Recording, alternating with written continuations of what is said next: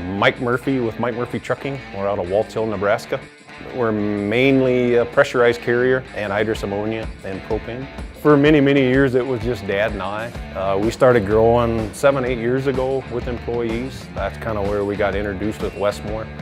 So we ran across John Cooper, your guys' head salesman, and right off the get-go, John had great ideas. You guys had great knowledge of the industry. And I guess the biggest thing that we like about Westmor is John always says, we'll try anything.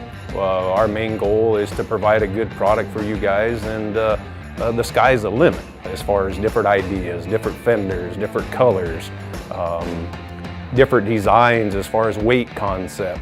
Really can't say enough good about Westmor trailers. I guess we've never had no problems with any of your guys' product. We buy all of our parts from you guys, all of our hoses, anything dealing with the pressurized stuff we buy from you guys. Westmor has been very good to us and went above and beyond everything we've ever wanted on each trailer.